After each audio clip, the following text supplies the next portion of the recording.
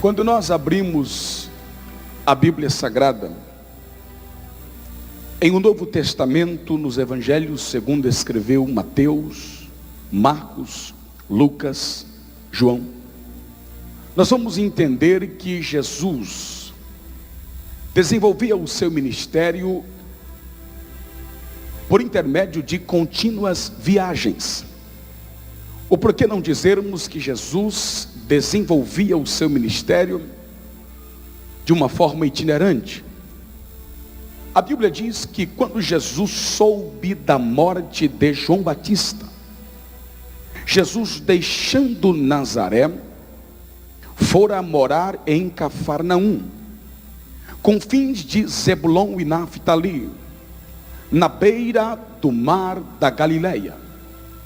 E a Bíblia diz que Jesus percorria toda a Galileia, pregando e ensinando nas sinagogas. Toda a Galileia compreende cerca de 200 cidades e aldeias.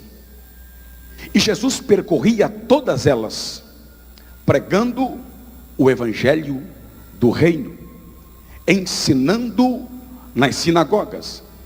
A Bíblia diz que multidões o seguiam.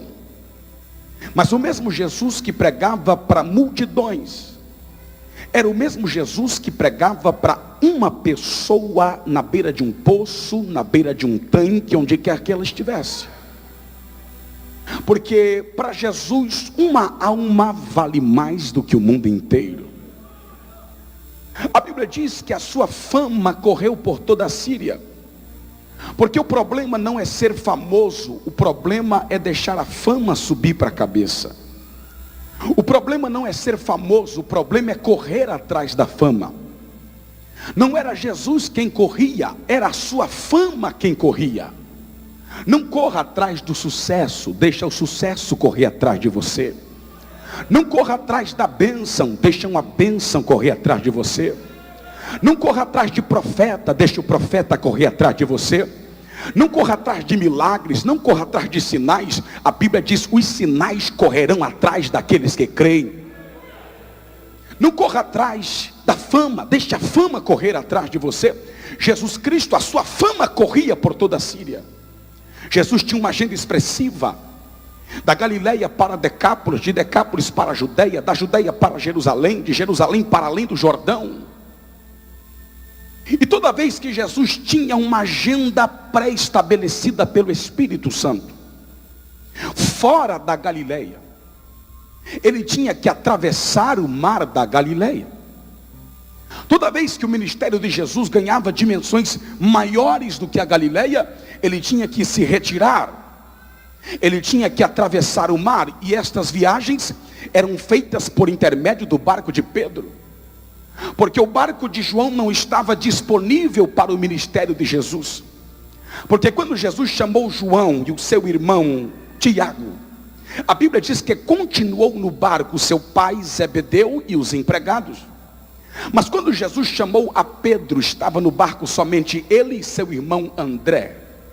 Sendo assim, o barco de Pedro fica à disposição do ministério de Jesus. Comumente nós vamos ver na Bíblia, e Jesus entrando no barco, e Jesus saindo do barco, e Jesus entrou no barco, e Jesus saiu do barco. Que barco? O barco de Pedro. Essas viagens que Jesus fazia, por intermédio do barco de Pedro, eram contínuas. Só que desta feita, a Bíblia diz que Jesus, depois de multiplicar os pães e os peixes, Jesus despede as multidões. Porque pastor que é pastor tem cheiro de ovelha. Pastor que é pastor despede as multidões. E depois de despedidas as multidões, Jesus subiu ao monte, a fim de orar sozinho. Porque a espiritualidade de um obreiro não se mede no momento em que ele está no meio da multidão. A espiritualidade de um crente se mede no momento em que ele está sozinho. O que ele faz quando está sozinho. E a Bíblia diz que estando Jesus sozinho, ele orava. E caindo a tarde, lá estava ele só. Enquanto isso, o barco dos discípulos estava em 4 condições adversas. Primeiro, o barco estava longe da terra. Segundo, o barco estava no meio do mar, completamente envolvido pelas águas. Terceiro, o barco estava sendo sacudido, chacoalhado, varrido, balançado pelas ondas. 4, porque o vento era contrário. A pergunta é: por que Jesus andou sobre as águas? Ei, quem lembra que eu disse no introito que Jesus desenvolveu o seu ministério através de contínuas viagens? Quem lembra? Muitas viagens. Morava na beira do mar, pregava em toda a Galileia, e toda vez que o seu ministério ganhava dimensões maiores do que a Galileia, ele tinha que atravessar o mar da Gali. E essas viagens eram feitas por intermédio do barco de quem? De quem? De quem? Com o passar do tempo, pastor Reuel, vai criando dentro do coração de Pedro um sentimento mais ou menos assim: ah, se não fosse o meu barco. Vai criando dentro do coração de Pedro um sentimento mais ou menos assim: se não for o meu barco, o ministério dele não vai. Se não for o meu barco, o ministério dele não chega do outro lado. Se não for a minha empresa, a congregação não se sustenta. Se não for o meu dízimo, a igreja não vai para frente. Se não for eu no negócio, o negócio não vai. Jesus diz: ah é, Pedro? Tu está pensando que eu dependo do teu barco? Tu está pensando que a minha obra depende do teu barco, Pedro? Então faz o seguinte: entra aí no teu barcão, se teu barcão é bom mesmo, e passa para o outro lado. Tenta passar para o outro lado, Pedro. Eu vou te mostrar que não sou eu que dependo do teu barco, é o teu barco que depende de mim, Pedro. É o teu barco que depende de mim, Pedro. Aí Pedro entra no barco e vai todo navegando para o outro lado. Jesus não quis vir, é problema dele. Eu até quis esperar, ele mandou a gente vir na frente.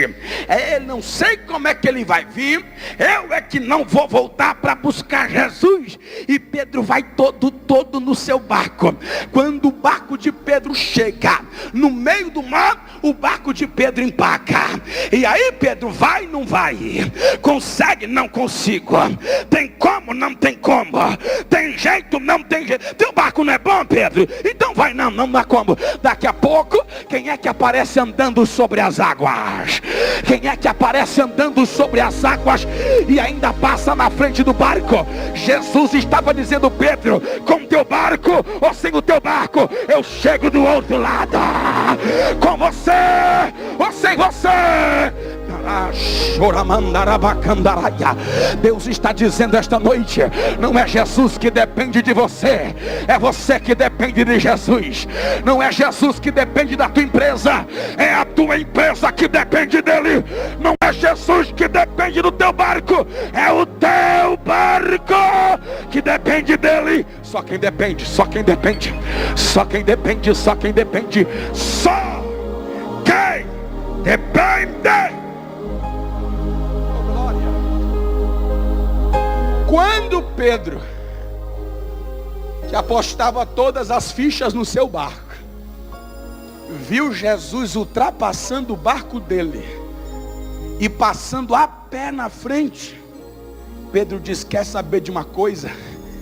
Esse meu barco aqui não está com nada, deixa eu sair dele e ir ter com Jesus, porque eu entendi agora que o segredo da travessia não é o meu barco, o segredo da travessia é Jesus. É Jesus, é Jesus, é Jesus, é Jesus, é Jesus. Com você, sem você, Ele é Deus, Ele é Deus, Ele é Deus, Ele é Deus, Ele é Deus. Mas você, sem Jesus, não passa do meio do mar. E quem vai só até o meio não chega a lugar nenhum.